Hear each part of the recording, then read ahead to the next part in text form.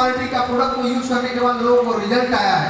ऐसे ऐसे रिजल्ट आए हैं जहां जो महिलाएं 10 साल 15 साल से मां नहीं बन पा रही थी, डॉक्टर ने बोल दिया था बच्चेदानी को निकालना पड़ेगा, उनका रिजल्ट आया। मेरे दोस्त नंबर लेके जाइएगा, उनसे जाके घर पे पूछिएगा क्या हमारी कंपनी के प्रोडक्ट का रिजल्ट आता है कि नहीं ना।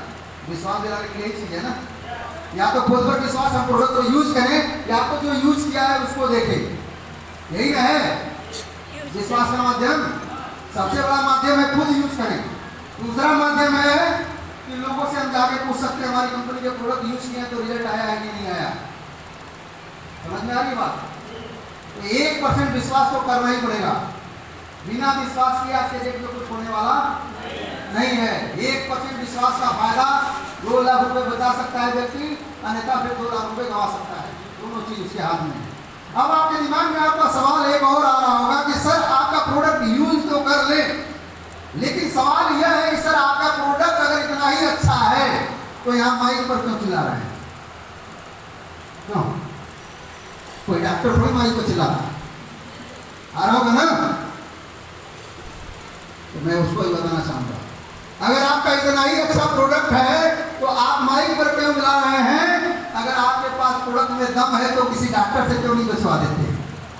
मिलता है ना डॉक्टर साहब लिखते हैं प्रोडक्ट, तो हम भी कर सकते थे।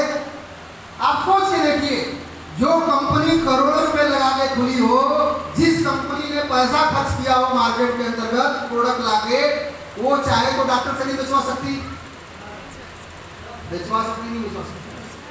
लेकिन कंपनी ने ऐसा क्यों नहीं किया? मैं आपसे ही सवाल करना चाहता हूँ। जानना चाहते हैं कि हमारा जो प्रोडक्ट है कोई डॉक्टर डायरेक्ट रिकमेंड क्यों नहीं करता और हमारा प्रोडक्ट मेडिकल स्टोर पर क्यों नहीं मिलता? इसका कारण है, जानते हैं क्या? अगर आप किसी भी मेडिकल स्टोर पर जाते हैं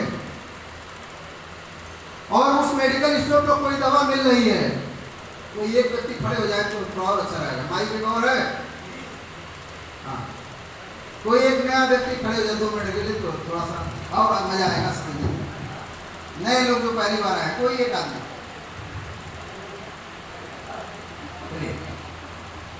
सर मैं आपसे पूछना चाहता हूँ, आप अभी तक कभी मेडिकल स्टोर पर गए होंगे या किसी मेडिकल स्टोर पर जा रहे हैं और आप उससे कुछ दवा मांग रहे हैं, शुगर का, बीपी का, गठिया का, एनीवन कोई भी दवा, और आपको मालूम है कंपनी का नाम, उस कंपनी का नाम नहीं बता रहे हैं मेडिकल स्टोर वाले को,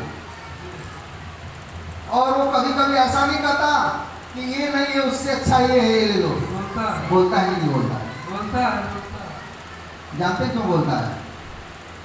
अगर ध्यान दीजिएगा, मेडिकल स्टोर पर 2 दवा है, दोनों शुगर की बीमारी में काम करता है, जिसको मैं जाके मेडिकल स्टोर वाले से मांगता हूँ कि ये दवा दे दो हमको, और वो दवा देने में उसको 10 रुपया फायदा होता है और दूसरी दवा बेचने में 50 रुपया फायदा होता है। कौन देना चाहेगा? मानते कि नहीं मानते?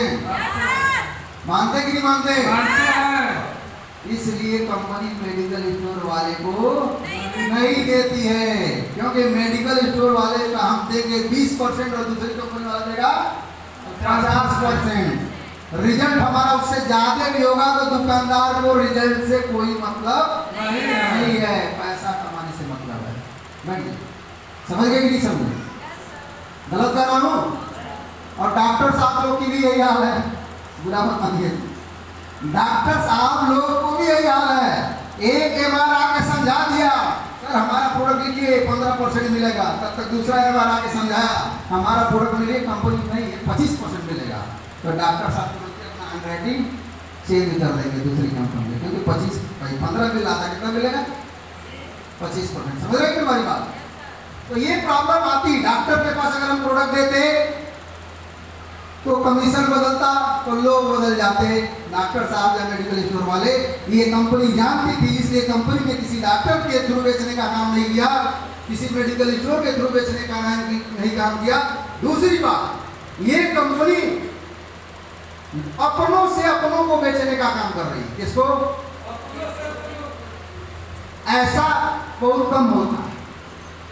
अगर मार्केट में दवा के MR मार्केटिंग न करें तो प्रोडक्ट बिकेगा ही नहीं, और MR मार्केटिंग करने के साथ साथ टीवी पर प्रचार भी आता है। बहुत सारी बड़ी कंपनियों का।